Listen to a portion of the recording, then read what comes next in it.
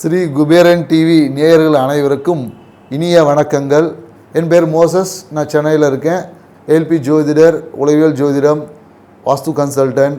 இப்போது நாம் பார்த்திங்கன்னா இந்த சனி பெயர்ச்சி, இந்த சனி பெயர்ச்சி அப்படின்ன ஒன்று, சனினாவே ஒரு பயம் எல்லாருக்குள்ளேயும். ஐயோ, சனி பகவான் வந்து நீதிமான், நாம் ஏதோ தப்பு பண்ணிட்டோம், நாம் மீதி பேரெல்லாம் தப்பு பண்ணலை, நாம் தான் தப்பு பண்ணிட்டோம், அதனால் நமக்கு ஏதோ ஒரு பெரிய தண்டனை கொடுத்துருப்பா இப்படின்னு சொல்லி பல்வேறுபட்ட பயங்கள், குழப்பங்கள், சனினாவே தடுமாற்றம், ஸ்லோவாக போகக்கூடிய ஒரு மந்தத்தன்மையை கொடுப்பார். இப்படின்னு சனி பகவானை பற்றின நிறைய விஷயங்களை நம்ம கேள்விப்பட்டிருப்போம். ஆனால் உண்மையாகவே சனி பகவானா என்ன அப்படின்றது தான் பார்ப்போம். ஏன்னா நம்மளோட கிரக சுழற்சிகளே பார்த்தீங்கன்னு வச்சுக்கோங்க, சனி தான் வந்து நீண்ட தூரத்தில், அதாவது நம்மளுடைய அந்த பால்வெளி மண்டலத்தில் பூமிக்குலேருந்து ரொம்ப சூரியன்லேருந்து மிக தூரமாக இருக்கக்கூடிய கிரகம் பார்த்திங்கன்னா சனி பகவான். ஏன்னா அப்போ வந்து அங்கே இயற்கையாகவே அந்த இடத்துல என்னென்னாக்கா ஒளி கம்மியாக இருக்கும், குளிர்ச்சி என்பது அதிகமாக இருக்கும். ஸோ அப்போ குளிர்ச்சி நம்ம உடம்புல வரும்போது அப்போ நம்மளால் என்ன பண்ண முடியும், சோம்பல் வந்துடும். ஏன்னா நிறைய பேர் என்ன, இந்த மார்கழி மாதம் குளிர்ச்சி அப்படின்னும் போது உங்களுக்கு தெரியும், மார்கழி மாதத்துலலாம் சுறுசுறுப்பாக இருப்போமா, ரொம்ப சோம்பலாக இருப்போம், நம்மளுடைய செயல்பாடுகள் எல்லாமே ஒரு மந்தத்தன்மையில் இருக்கும். ஸோ அதனால் இந்த சனி பகவானுடைய பார்வைகள் எங்கெங்கெல்லாம் விழுதோ அந்த இடங்கள் மந்தத்தன்மையாகும். ஏன்னா சனி பார்க்குற இடத்துல கெடுப்பார், இருக்கிற இடத்துல கொடுப்பார் அப்படின்ற ஒரு ரூல் இருக்குது. ஸோ அப்போ நம்ம பார்க்கக்கூடிய இடங்கள் எல்லாமே அந்த இடத்துல ஒரு மந்தத்தன்மையையும் அந்த இடத்துல ஸ்லோ ஆக்டிவிட்டிஸையும் கொடுத்துருவார். இருக்கிற இடத்த பெருக்குவார். அப்படின்னும் போது அந்த பாவகங்கள், ஒரு கிரகம், ஒரு இப்போ மேஷ ராசி இருக்காருன்னா சனி பகவானுடைய பாவகங்கள் பார்த்திங்கன்னா 10-11 இருக்குது. இந்த பாவங்கள் இயற்கையாகவே சனி பகவானோட கண்ட்ரோலில் தான் இருக்கும். ஸோ இந்த பாவகங்கள் வந்து அதிகமாக வேலை செய்யும். ஆனால் அந்த பாவங்களோட பார்வைப்படக்கூடிய இடங்கள் எல்லாமே ஸ்லோவாக இருக்கும், பொறுமையாக தான் நடக்கும். அந்த இடத்துல அவசரம், வேகங்கள் இருக்காது என்பது தான். இன்னொன்று எனக்கு, நம்ம சனி பகவானுக்கு பார்த்திங்கன்னா அவரோட வாகனம் நம்ம சொல்லக்கூடிய விஷயம் தான் காகம். ஏன் அந்த காகத்தை வந்து அவருக்கு வாகனமாக கொடுப்பாங்க? ஏன்னா சனிக்கு வந்துன்னா காகத்துக்கு சாப்பாடு வைப்போம், எல்லாரும் வைப்பாங்க. ஆனால் ஏன் காகத்துக்கு சாப்பாடு வைப்போன்ற அந்த உணர்வு என்பது நம்மக்கிட்ட இல்லை. ஏன்னா காகம் தான் பார்த்திங்கன்னா இருக்கிறது மிக ஒழுக்கம் நிறைந்த பறவை அப்படின்னு பார்த்திங்கன்னா காகம் தான். ஏன்னு வச்சிங்களேன், காகம் வந்து தன்னுடைய இனத்தோடு வாழும். எப்போதும் பார்த்திங்கன்னா தனக்கு தேவையானது எல்லாத்தையும் சேர்ந்து சாப்பிடும். இன்னொரு விஷயம் பார்த்திங்கன்னா, காகம் வந்து விடிய காலையில் சூரிய உதய பிரம்ம முகூர்த்தத்தில் எந்திரிக்கக்கூடிய ஒரே பறவை வந்து காகம் தான். மீதி எல்லா பறவையும் பார்த்திங்கன்னா எப்போ பார்த்தாலும் தூங்கிட்டு இருக்க எல்லாமே இருக்குது. நீங்கள் எங்கே வேணாலும் எந்த பறவை வேணால் போய் பாருங்கள். ஆனால் காகம் மட்டும்தான் விடிய காலையில் எந்திரிக்கும். எந்திரிச்சிட்டு காகம் இருவேளை குளிக்கும். நீங்கள் தண்ணி இருக்குது இல்லை, நம்ம பெரும்பாலும் காகம் குளிக்கிறதுலாம் அது எப்படி இருந்தாலும் தலையை ஒரு இங்கே தண்ணியில் போய் சிலுப்பிட்டு வந்துடும் அதுக்கு. அப்போ காலையில் எந்திரிச்சு தன்னுடைய வேலைகள்லாம் என்ன, இங்கே செய்யக்கூடிய நம்ம வாழக்கூடிய இடங்களில் இருக்கக்கூடிய அனைத்து கழிவுகளையும் அது என்ன பண்ணும், அதை நீக்கி அதை அப்படியே அமிர்தமாக மாற்றிடும், அதாவது உரமாக மாற்றிடும். ஏன்னா காகத்தோட அந்த நமக்கு சொல்லணும், காகத்தோட எச்சம் விழும்போது அதில் ஆசிட் கண்டென்ட் அதிகமாக இருக்கும். பெரும்பாலும் இந்த பைக்கிலலாம் காகம் வந்து அதோட எச்சம் படும் போது அதை தொடச்சா கூட அவ்வளோ சீக்கிரத்தில் போகாது. ஏன்னா அதோட அசிடிட்டி கண்டென்ட் அதிகம். ஏன்னா அது இயற்கையாகவே அந்த ஆசிட் கண்டென்ட் அதிகமாக இருக்கிறதால அதை நம்ம உள்ளக்கூடிய கழிவுகளை அப்படியே எரித்து நமக்கு உரமாக்கி கொடுக்கும். பெரும்பாலும் அந்த காகம் பார்த்திங்கன்னா நிறைய இந்த வெயில் காலங்களில் பார்த்திங்கன்னா நமக்கு அந்த காகம் வந்து இந்த வேப்பம் பழத்தை நம்ம சாப்பிடும். அதனால தான் சனி பகவானுக்கு வந்து வேப்ப மரத்தை சொல்லுவாங்க. வேப்பம் பழத்தை வந்து காகம் வந்து சாப்பிட்டுட்டு அதை எச்சிங்களை வந்து வேப்ப மரத்தை இனவர்த்தி பண்ணக்கூடிய மிக ஒரு பறவை எதுன்னா காகம் தான். ஸோ அப்போ இந்த காகத்துக்கு உண்டான அது இன்னொன்று பார்த்திங்கன்னா, காகத்து வந்து இந்த கழிவுகளை நீக்கி சுத்தமாக்குறது ஒரு வேலை இருந்தாலும், ஈவன் அதோட இனப்பெருக்கம் பார்த்திங்கன்னா அதோட செக்ஷுவல் விஷயங்கள் எல்லாமே ஈவினிங்கில் தான் பார்க்கும். அது பெரும்பாலும் அதோடைய விஷயங்களை யாரும் பார்க்க முடியாது. அவ்வளோ ஒழுக்கங்கள் இருந்தது. தன் இனத்தை வாழும் குட்டிகளை அதோட அந்த பறவை குஞ்சுகளை பாதுகாக்கும். ஸோ அப்படி இன்னொன்று என்னென்னாக்கா, அதோட கூடு எப்படி இருக்குன்னா வலிமையான இடத்துல தான் கட்டும். ஒரு காகத்தில் கூடை நீங்கள் அவ்வளோ சீக்கிரத்தில் கலைக்க முடியும். ஏன்னா அது வந்து அதை நல்ல கிளையோட ஸ்ட்ராங்னஸை பார்த்து அதோடைய உமிழ்நீரில் அந்த இரும்பையே வளைக்கக்கூடிய ஆற்றல் இருக்குது. அதனால தான் காகத்தோட கூண்டு பார்த்துருந்தீங்கன்னா அதில் நிறைய இரும்பு கம்பிகளை கொண்டு நல்லா முறுக்கி ஒரு ஸ்ட்ராங்கான ஒரு கட்டமைப்பை அமைக்கக்கூடிய ஒரு விஷயம் காகத்திற்கு. ஸோ இதை நாம் உணவளிக்கும் போது அந்த தன்மை நமக்குள்ளும் வர வேண்டும். நாமளும் சுறுசுறுப்பாக இருக்கணும். நம்மளுடைய விஷயங்களை நாம் செய்யக்கூடிய இந்த பிரபஞ்சத்தில் செய்யக்கூடிய அந்த ரூல்ஸ் அண்ட் ரெகுலேஷன்ஸ், அதாவது நம்ம பிரபஞ்சத்தில் விதிக்கப்பட்ட இயற்கைக்கு ஒன்றிய ஒரு வாழ்க்கையை அமைக்கணும் என்பது தான் காகத்துக்கு உணவளிக்கிறாங்க. ஏன்னா பெரும்பாலும் என்னென்னாக்கா நல்லெண்ணெயில் பார்த்தீங்கன்னா வெறும் எள்ளு எண்ணெய் மட்டும் இருக்குது, அது கூட கருப்பட்டி போட்டு அந்த வெப்பத்தை சமப்படுத்துவாங்க. ஏன்னா அப்படி பண்ணும்போது தான் அங்கே நமக்கு வெப்பம், ஒரு கதகதப்பு என்பது கிடைக்கும். ஸோ அதனால தான் நம்ம நல்லெண்ணெய் தீபத்தை எழுதுகிறோம். பெரும்பாலும் சனி பகவான் பார்த்தீங்கன்னா என்ன சொல்லுவாங்கன்னா ஒரு ஊனமுற்றவர் சொல்லுவாங்க. ஏன்னா சனி தான் ஆயுள் காரகன். ஏன்னா நம்மளோட உயிர் சாரம் அவர்கிட்ட தான் இருக்குது. ஏன்னா சனி நினச்சா தான் நம்மளோட ஆயுளையே பெருக்க முடியும். ஸோ ஏன்னா குளிர்ச்சியில் தான் நம்மளோட ஆயுளுக்கு வெப்பமாகும். வெப்பம் அதிகரிக்கும் போது நம்மளோட ஆயுள் உயிர்த்தன்மை விரயமாகும். குளிர்ச்சியில் தான் அந்த உயிர்த்தன்மை பெருகும். அதனால தான் சனிக்கு ஈஸ்வர பட்டமே கொடுத்துருப்பாங்க. சனி பகவானுக்கு ஈஸ்வரம். இதுக்கு நிறைய புராணங்கள், நிறைய கதைகள் சொல்லுவாங்க. ஆனால் அறிவியல் பூர்வமாக நமக்கு அதோட புரிதல் நமக்கு ரொம்ப குறைவாக இருக்கிறதுனால தான் நம்ம பெரும்பாலும் இந்த விஷயங்களை அறிவியல் பூர்வமாக உங்களுக்கு பகிர்றோம். மேலும் என்னென்னு வச்சுக்கிங்களேன், இந்த விஷயங்களை நாம் உணர்ந்து இப்படி உணரும் பட்சத்தில் தான் நம்மளால் இந்த சனி பயிற்சி, ஏன்னா இந்த கிரகங்கள் நகர்ந்து கொண்டே தான் இருக்கும். இந்த நகர்வுக்கு ஏற்ற மாதிரி ஒவ்வொரு வாழ்க்கையிலும் சில மாற்றங்கள், நன்மை தீமையான மாற்றங்கள் நடந்து கொண்டே தான் இருக்கும். ஏன்னா சனி இருக்கக்கூடிய பாவகங்களை என்ன பண்ணுவார், பார்க்கக்கூடிய பாவங்களை ஸ்டாப் பண்ணி அவர் என்ன ஒரு கிளீனிங் ப்ராசஸ். ஏன்னா அதனால தான் அவருக்கு ஃபர்டிலைசர் பார்த்திங்கன்னா சனியோட காரகத்துவத்தில் தான் வரும். ஏன்னாக்கா தீமை, அதாவது கழிவுகளை உரமாக்குறது, நன்மையாக்கக்கூடிய விஷயத்தை. அப்போ சனி பகவான் ஒரு விஷயத்தில் பார்க்குற அந்த இடத்துல ஒர்க் எதுவுமே நடக்க அண்டர் ப்ராசஸ். இப்போ ரோடு மெயின்டெனன்ஸ்னு சொல்லுவாங்க இல்லையா, அதைத்தான் அவர் செய்வார். அந்த மெயின்டெனன்ஸ் அப்போ நமக்கு சில விஷயங்களை செய்ய முடியாமல் சில உபாதைகள் நமக்கு வரும். அதுதான் நம்ம இங்கே பிரச்சனைன்னு பேசிகிட்டு இருக்கோம். ஸோ இந்த பிரச்சனையை எப்படி எதிர்கொள்வது, ஒவ்வொரு ராசிக்கும் எப்படி எதிர்கொள்ளலாம் அப்படின்றது தான் இந்த சனி பயிற்சி விஷயத்தில் நம்ம பார்க்க போகிறோம். இப்போ சனி பகவானுக்குன்னு பார்த்தீங்கன்னா பொது பரிகாரம் இது என்னென்னாக்கா, சனி எனக்கு நல்ல இடத்துல இருக்குது, நல்ல இடத்துல இல்லை, வருது போகுது பார்க்குது, இது எல்லாத்தையும் தாண்டி, ஏன்னா நம்மளோட ஆயுள் காரகன். ஏன்னா நம்ம இதை மெயின்டைன் பண்ணும் போது தான் இந்த காரகத்துவம் பண்ணும்போது சனி என்பது என்னென்னாக்கா நம்மளுடைய உண்ணக்கூடிய உணவுகளோட கழிவுகளை அமிர்தமாக்கி நம்மளோட உயிர் சாரம் அதிகமாக்கும். அப்போ தான் நம்மளோட வாழ்நாள் என்பது நீட்டிக்கும். அதனால தான் அவர் ஸ்லோ அண்டு ஆயுள் காரகன் அவர் கொடுத்துருக்காங்க. ஸோ இப்போ இந்த சனி பகவானுடைய தன்மைகளை நம்மகிட்ட எப்போதும் நல்ல விஷயமா வச்சுக்கணுன்னா என்ன பண்ணலாம் அப்படின்னா, முதல்ல நம்மளோட வாழ்க்கை முறை என்னென்னாக்கா நம்மளோட இயற்கையை ஒற்றிய வாழ்க்கை முறை. காலையில் எந்திரிக்கணும், நம்மளோட வேலைகள், நம்ம அனுதினம் செய்ய வேண்டிய வேலைகள், நம்ம என்ன செய்யணும் என்பது, நம்ம வேலைக்கு போகிறது, பணம் சம்பாதிக்கிறது இது கிடையாது. நம்ம உடலுக்கு, உங்கள் உடலுக்கு, ஏன்னா உடலுக்கு சாப்பிட்டாதான் நம்மளால் எனர்ஜி கிடைக்கும், வேலைக்கு போனால் எனர்ஜி கிடைக்காது. ஸோ அப்போ நமக்கு கரெக்டான டைம், ஆன் டைமில் நம்மளை சாப்பிட பழகணும்.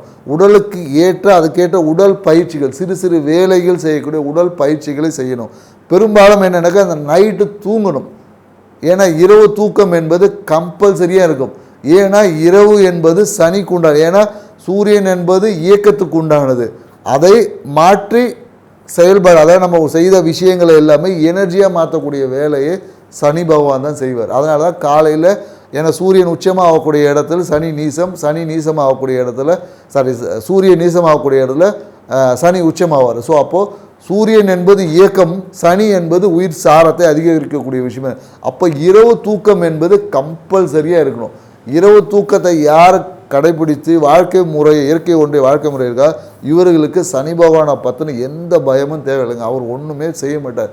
ஏன்னா சனி பகவானுடைய தாக்கம் இருக்கிறவங்க எல்லாருக்கும் ஃபேட்டி லிவர் இருக்கும். நீங்கள் வேணால் செக் பண்ணி, யாருக்கெல்லாம் ஃபேட்டி லிவர் இருக்கோ அவங்களுக்கு கண்டிப்பாக சனி பகவானோட தாக்கம் இருக்குது. ஏன்னா அந்த அந்த அந்த கழிவாக இருக்குது, கழிவை சுத்திகரிப்பு செய்ய முடியல. அப்போ சனி எங்கள் பகவான் அங்கே வேலை செய்யலை, அவ்வளோதான் விஷயம். ஏன்னா எந்த உடம்புல எங்கெங்கெல்லாம் கழிவுகள் இருக்கோ அங்கே சனி பகவான் வேலை செய்யவில்லை. ஏன்னா கழிவை உரமாக்கக்கூடிய விஷயத்தை தான் சனி பகவான் செஞ்சிட்ருப்பார். ஸோ அதனால தான் நைட்டு நீங்கள் எப்போதும் பார்த்தீங்கன்னா, நைட்டு தூங்கலாம் வச்சிங்களா உடல் சோர்வாக இருக்கும், நைட்டு தூங்கி எழுச்சின்னு வச்சு காலையில் ஃப்ரெஷ்ஷாக இருக்கும். இதுதான், ஏன்னா அந்த ஃப்ரெஷ்னஸை கொடுப்பது எதுனா சனி பகவான் தான். ஸோ நீங்கள் இது அறிவியல் பூர்வமாகவும் நம்ம நிறைய விஷயம் சொல்லுவோம், ஆன்மீக ரீதியாக நிறைய விஷயங்கள் இருக்குது. மேலும் இப்போ நம்ம ஒவ்வொரு ராசிக்கும் இந்த சனி பயிற்சி எப்படி இருக்குது, யார் எங்கே என்ன சரி பண்ணலாம், இன்னும் பெட்டர் ஆக்கிறதுக்கான வழிகளை நம்ம இப்போ ஒவ்வொரு ராசியாக பார்ப்போம். இந்த ரிஷபராசி நேயர்கள் இப்போ பார்த்திங்கன்னா, தன்னை எப்போதும் அழகுபடுத்திக்கணும், அழகு சார்ந்த விஷயங்கள், தன்னை மேன்மைப்படுத்தி கொள்வது, தன் முகத்தை வசீகரமாக வச்சுக்கிறது, தன்னை எல்லாரும் கவர்ந்து இழுக்கணும் அப்படின்ற விஷயங்களில் மிகுந்த ஆர்வம் கொண்ட ரிஷபராசி நேயர்களே, நீங்கள் இந்த வருஷம் இந்த சனி பயிற்சி எப்படி இருக்குன்றதுக்கு முன்னாடி உங்களுடைய குணாதிசயம், பெரும்பாலும் பார்த்தீங்கன்னா ரிஷபராசிக்காரங்கள் எப்போதும் சூழலுக்காக தான் நட்புகளை வச்சுருப்பாங்க. ஏன்னா இவங்களுக்கு தேவை இருந்தால் அவங்கள எப்படியாவது பிடிச்சி போய் பேசுவாங்க. தேவை முடிந்ததுக்கப்புறம் இவங்க பெரும்பாலும் அந்த நட்பை பயன்படுத்துவது இல்லை. மன திடமும் மன உறுதியும் கொண்ட ரிஷபராசி நேயர்களே, இந்த சனி பயிற்சி உங்களுக்கு எப்படி இருக்கும்னு பார்த்தீங்கன்னா, ஏன்னா உங்களுக்கு 9 10க்குரியவர் 11ல் வருகிறார். ஸோ அப்போ என்னென்னாக்கா இந்த காலத்தில் மிகுந்த ஒரு லாபகரமான ஒரு விஷயமாக தான் இருக்குது. ஸோ பெரும்பாலும் இந்த ரிஷபராசி நேயர்கள் பார்த்தீங்கன்னு வச்சிங்களேன், எப்பொழுதும் ஒரு வார்த்தையில் ஒரு கணக்கு சார்ந்த விஷயங்கள், நண்பர்கள் சார்ந்த விஷயங்கள் எப்போதும் ஒரு கணக்கு போட்டுகிட்டே இருப்பாங்க. எப்போதும் பார்த்திங்கன்னா இந்த ரிஷபராசிக்காரங்க பார்த்தீங்கன்னா எப்போதும் ஒரு புறம் கூறுவது இவங்களுடைய ஒரு விஷயமா இருக்குது. இவங்க வீட்டில் பார்த்திங்கன்னா ஒரு கவர்மெண்ட் குவார்ட்டர்ஸ் இல்லை தந்தை வாழ்ந்த வீட்டில் பெரும்பாலும் இவங்க வாழ்வாங்க. ஆனால் அம்மா பார்த்திங்க, இவங்களுடைய அம்மா மிகுந்த ஒரு ஆளுமை கொண்ட ஒரு நபராக இருப்பாங்க. இவங்களோட மனைவி தான் பார்த்திங்கன்னு வச்சிங்களேன் இவங்களே டாமினேட் பண்ண குடும்பத்தை வழிநடத்துவது ரிஷப ராசிக்காரர்கள் வாழ்க்கை துணையாக தான் இருக்கும். வாழ்க்கை துணை வந்ததுக்கப்புறமா தான் அவங்க தான் உங்கள் குடும்பத்தை மெயின்டைன் பண்ணுவாங்க. மேலும் இவங்க தான் திருமணத்துக்கு அப்புறம் ரிஷபராசின் வாழ்க்கை துணை வந்து வெளிநாடு பயணங்கள் அவங்களுக்கு இருக்கான்னா கண்டிப்பாக இருக்குது. ஸோ இவங்களுக்கு தான் அந்த தந்தையோட தொழில் அமையும். இவங்களுக்கு பெரும்பாலும் தந்தையோட தொழிலை செய்யக்கூடிய ஒரு வாய்ப்பு ரிஷபராசிக்காரர்களுக்கு அதிகமாக இருக்குது. ஸோ மேலும் இவங்களுடைய குழந்தை என்பது இவங்களுக்கு ஒரு பிரச்சனைக்குரியதாக தான் இருக்குது. ஏன்னா குழந்தையால் இவங்களுக்கு மிகப்பெரிய ஒரு தீராத பிரச்சனை இருக்குது. அதே போல் பணம் சார்ந்த விஷயத்தில் இவங்க பெரும்பாலும் என்னென்னாக்கா இந்த சூதாட்டத்தில் பணம் விடுறவங்க எல்லாமே மன மகிழ்ச்சிக்காக இந்த ஏதாவது இப்போ இந்த லாட்ரி இல்லை கேசினோ இந்த மாதிரியான நிறைய விஷயங்கள் பணத்தை இழப்பவர்கள் ரிஷபராசிக்காரர்களாக தான் இருக்காங்க. ஏன்னா இவங்கள சுற்றி எப்போதும் ஒரு கடன் பிரச்சனை என்பது இவங்கள சுற்றி இருந்துக்கிட்டே இருக்கும். மேலும் பார்த்திங்கன்னா இவங்களுடைய மனம் என்பது என்னன்னாக்கா எப்போதும் ஒரு கற்பனை, இந்த பகல் கனவு காணக்கூடிய ஒரு நபராக ரிஷபராசிக்காரங்க நிறைய பேர் இருக்காங்க. ஸோ இந்த சனி பயிற்சி இவங்களுக்கு எப்படி இருக்க போகுதுன்னு தான் பார்க்க போகிறோம். ஸோ 10 11க்குரியவர் 9 10க்குரியவர் 10 11ல் வராரு. ஸோ அப்போ என்ன எப்படி இருக்கும் பார்த்தீங்கன்னு வச்சுக்கோங்க, 11 என்பது லாபம் மனம் ஆயிடுச்சு.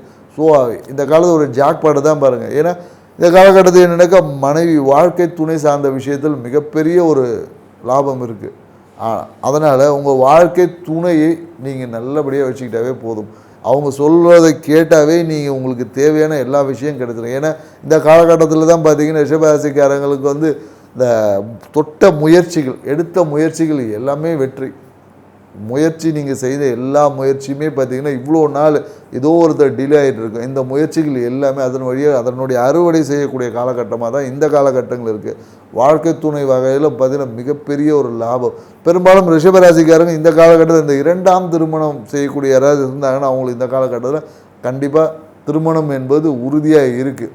மேலும் பார்த்திங்கன்னா 10க்குரிய அப்போ தொழிலில் பார்த்திங்கன்னா லாபம் பெருகுமானா இந்த காலகட்டத்தில் லாபம் மிகுந்த பெரிய லாபத்தை கண்டிப்பாக இருக்குது. ஸோ இந்த காலத்தில் இன்சூரன்ஸ் சார்ந்த துறை, மேலும் பார்த்திங்கன்னா இந்த லேபர்ஸை வச்சுட்டு பண்ணக்கூடியது, தொழில் அமைப்புகள், வெளிநாடு வாய்ப்புகள், இது எல்லாமே ரிஷபராசிக்காரருக்கு ரொம்ப கூடி வரும்.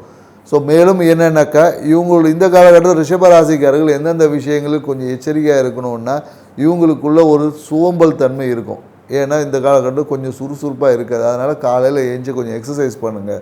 ஸோ மேலும் பார்த்திங்கன்னா இந்த காலத்தில் மன அழுத்தம் இருக்குமானா கண்டிப்பாக இருக்கும். இந்த காலத்தில் மனம் வந்து கொஞ்சம் ஆக்டிவாக இருக்காது. பழைய விஷயங்களை யோசித்து மன அழுத்தம் இவங்களுக்கு, பழைய விஷயங்களை பேசுகிறது, பழைய விஷயங்கள் இது எல்லாத்தையும் எடுத்து ஓர வச்சுட்டு புதுசாக ஃப்ரெஷ்ஷாக ஆரம்பிக்கிறோன்ற பாரு இந்த பழைய விஷயங்களை பேசுவது இந்த காலகட்டத்தை கண்டிப்பாக தவிர்க்கணும்.